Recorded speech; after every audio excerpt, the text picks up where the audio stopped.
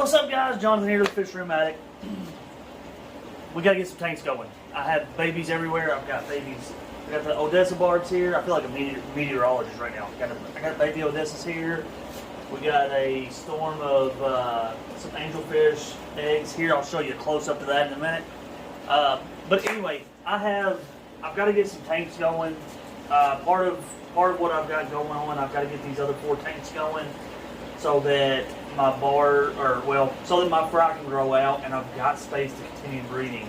Like I've said before, that's my problem. That's where I keep running into issues, is I don't have enough space to grow these out and then continuously breed. I've got some adult Odessa barbs and cherry barbs up here that are more than ready to have lay some eggs and have some more babies. So I've been just feeding them up. They've been chilling up there. I'm sure they've probably been laying eggs up there. They're going to eat. But I need to get them out. I need to get those bred some more. Same thing with my Galaxy Rasboras. And then I need to offload some of the platinums. But anyway, I've got to get a tank.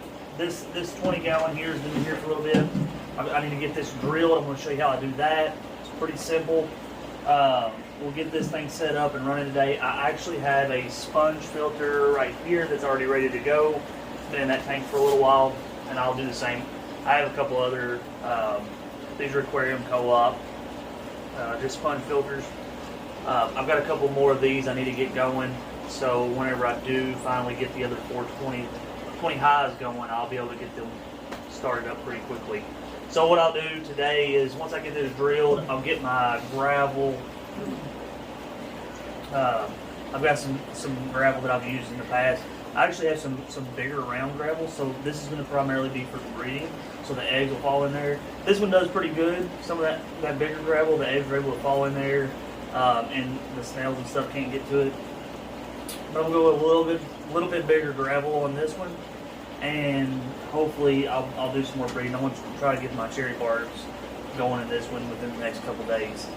So we gotta get it going, get it drilled, get the gravel in it.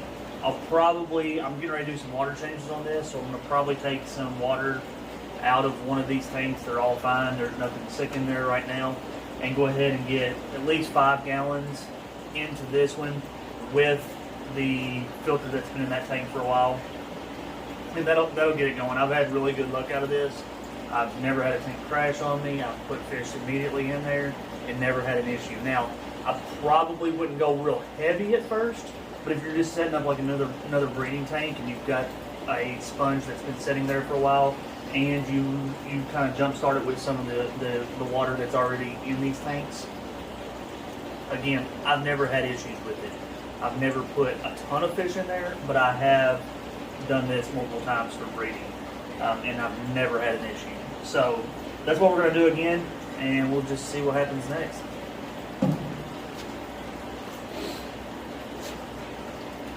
So that's what I'm going to do again, and we'll just see what happens next. All right, so I'm gonna walk you through how I do it. There's a lot of videos on this already that goes pretty in depth on how they do it, and I've pretty much just followed their footsteps. So the one thing you want to make sure, if you have an older aquarium, you want to make sure, the main thing is make sure that you don't have tempered glass. Tempered glass, whenever you start drilling into it, will shatter. And I've had that happen on an older 10-gallon aquarium I had. It just shattered into a million pieces. So you want to make sure that you have the right aquarium, the right kind of glass. The older style is ones that I've found to have trouble out of drilling. They don't drill as well, but that's just me. All of these that I've bought within the last year at Pet Supplies Plus or PetSmart, wherever you have close to you as aquariums. The ones that I buy are Pet Supplies Plus usually, and sometimes PetSmart. But I have not had an issue. They're regular glass. They drill well. Smooth holes, and this is how I do it. So I've just got a little template. This is actually out of styrofoam. You really should probably do one out of wood.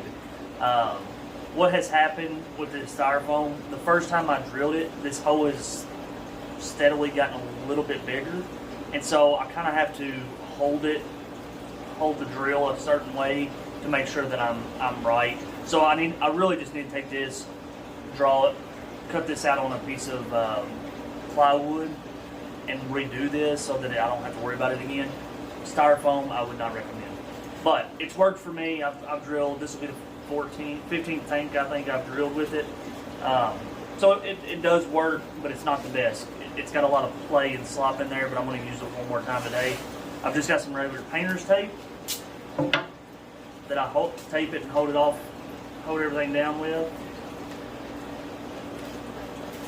Right on the sides there. And this is just to hold it still while we're drilling. Once you get your hose started, it's not that big of a deal. The grooves will kind of help hold your hose saw in place. So it's not that big a deal. It's mostly just to get you going. And I found that it helps hold water, which we'll get to that in a minute.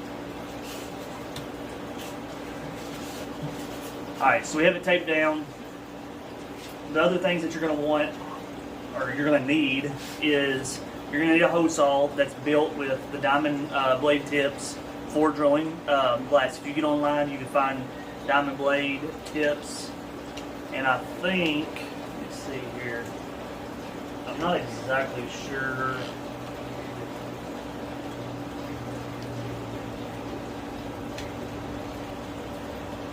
I don't remember exactly what size tip this, or bit this is. I will find out, and I will post it in the comments or in the description of this video. But this is what I've used all the way through. So the other thing that you're going to want is you're going to want some water. I keep a spray bottle for plants and several different things around here. So I'm just taking the top off that. I got my water, and that's pretty much it. The main couple things as I go through this, whenever you start drilling, you don't want to put a lot of pressure down. Let the drill do the work. So you're going to see whenever I start, and it's going to be too loud to talk through this, so I'm going to put some water in here, and I'm just going to slowly kind of put water in there as I'm going, just to keep that bit from overheating. It doesn't need a lot, just a couple drips, just keep things from overheating or getting hot. And again, you don't want to put a lot of downward pressure. The other thing that you're going to see me do is I just got a cup, and what I'm going to do is once I feel like I'm getting close, I'm going to put that underneath there. And what that'll do is if there's any little shards of glass, because you're going to have a little bit, it's usually a pretty clean cut, but even at that, what I've found is you're still going to have a few shards of glass. So for me, I put this up underneath here and just hold it so that all of that falls into here, and I don't have so much cleanup at the bottom. I don't know what this is, but oh sweet! All right, Aquarium. I got some easy root tabs. I did not know I had these. That's awesome. All right, so I got some Aquarium tabs. A bonus to getting some tanks going here. So, all right, I'm gonna put this on. I'm gonna get this thing going, and I'll talk to you in a minute.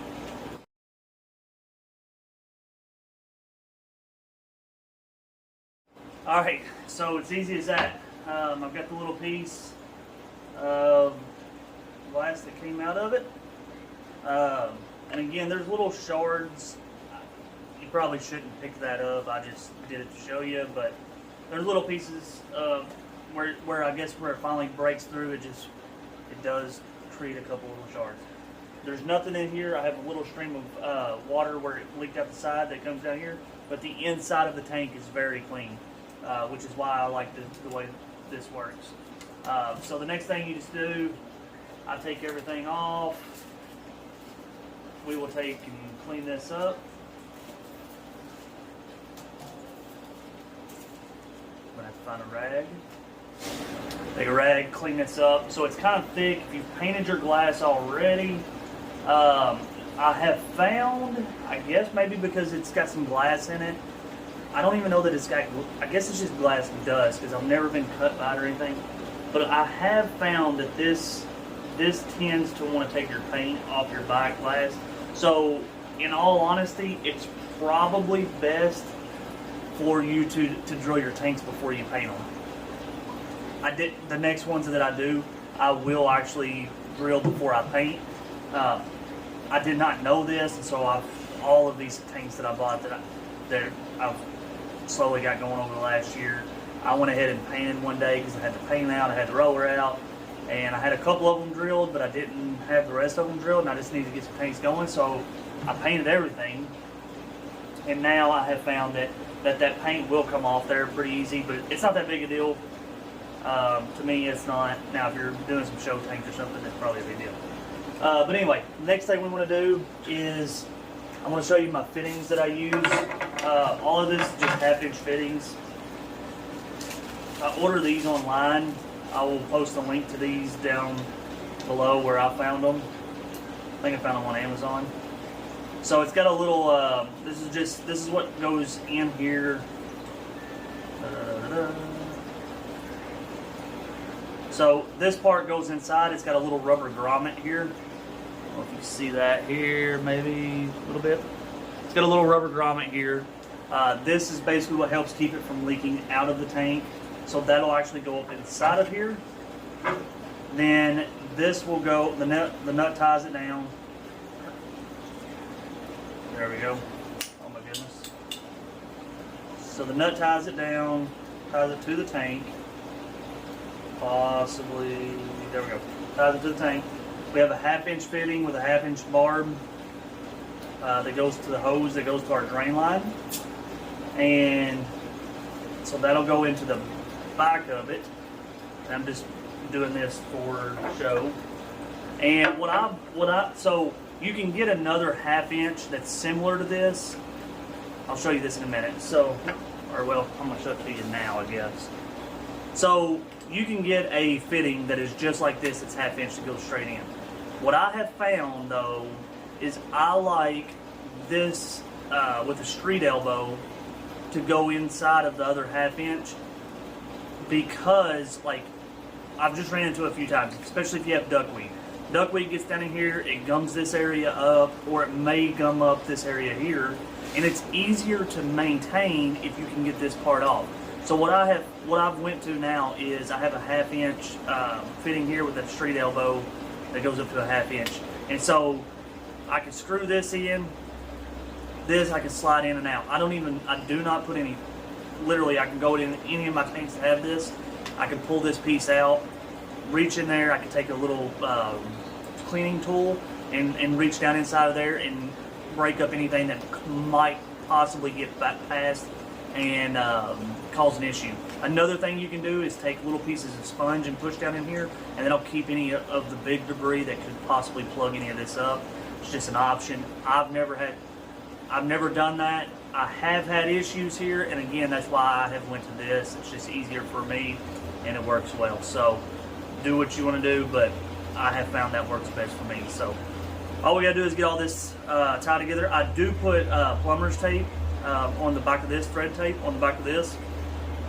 I don't know that it makes a difference. I think I have a couple tanks that I didn't have thread tape for it, and I did not do it, but typically I will do thread tape. I have some here. The rest of this I do not thread tape, and I've never had an issue. So that's totally your call as well. So yeah, we'll put all this together and get this tank set up.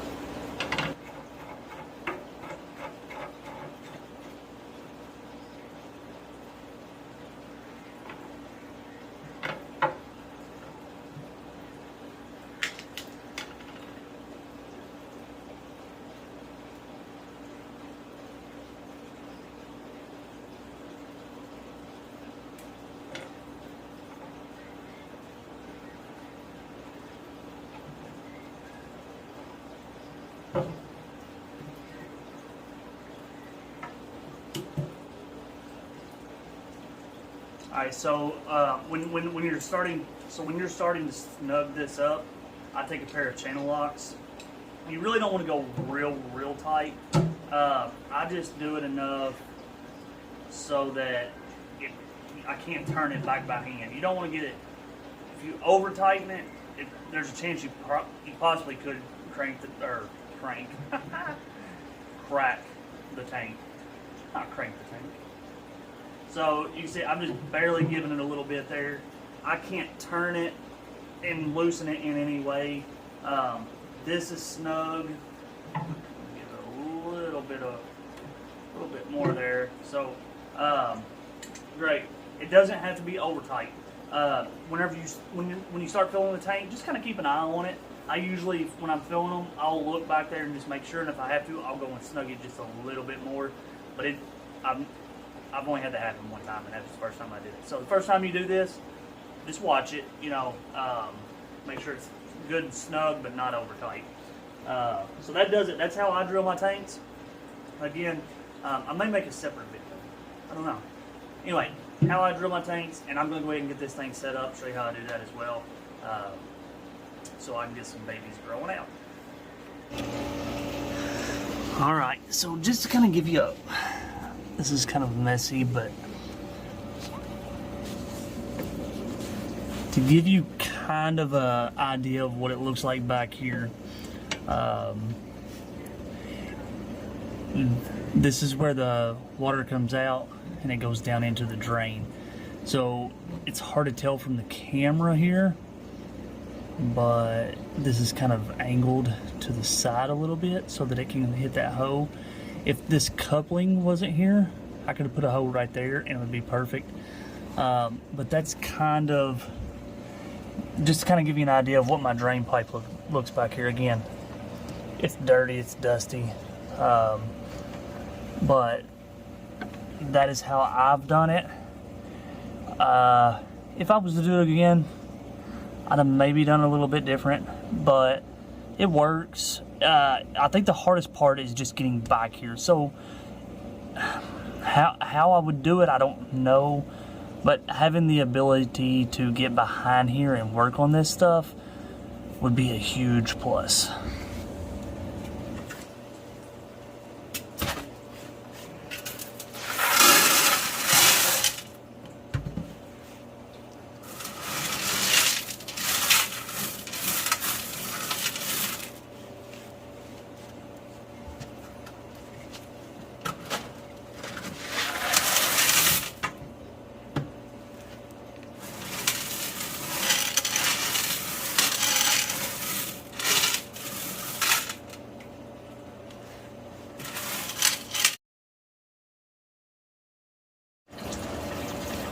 Alright, so another quick little tip. I'm sure you've seen this little bit before. I'm going to go ahead and do it for those that have not been in the hobby for long or not been on YouTube long. But the cool thing about the Aquarium Co-op sponge filters are you can add more airflow with them by adding a short piece of tubing with an air stone that tucks down inside of here to the sponge filter. And I'm going to try to get this on video for you. So all you need is like a very short piece of tubing, basically enough for the two pieces to connect to. So I'm just going to guess right here. If you can tell, I have methylene blue in my fingernail. It's weird, but alright. That's a true fish hobbyist right there. Methylene blue stained fingernails. Alright, so all you do, you take the little piece that you cut off, you push it down on there.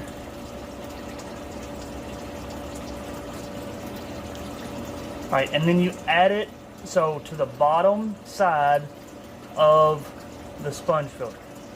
So we're going to add it to the bottom side here, and I still may have cut this actually a little too long. I may have cut some of that off. It doesn't take much at all, but yeah, I'm going to take a little bit off. Or it's gonna. So what happens if you don't is it kinks it inside of there. So what I'm going to do is I'm going to pop that off there. And I'm going to cut off about half of that. So if you can tell there, I'm hoping that zooms in good enough. But I'm going to take off that much. Slide that. Now you may be able to get a shorter air stone, and that would avoid this issue that I'm having. But I don't have shorter air stones, so I'm going this route, and it's going to fit perfectly down in there. I'll lock that in. I'm going to add my air to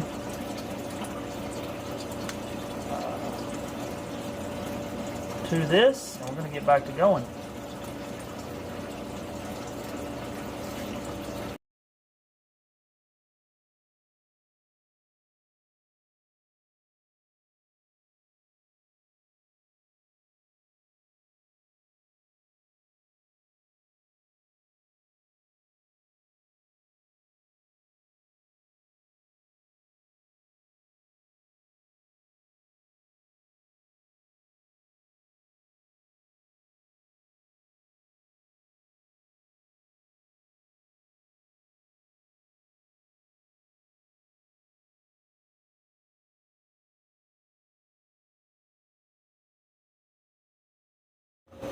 that's going to wrap it up for the day in the fish room.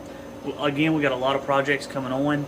I don't know when all these are going to start, but they need to get going. And we're going to take you along for the ride. So hope to see you in the next one.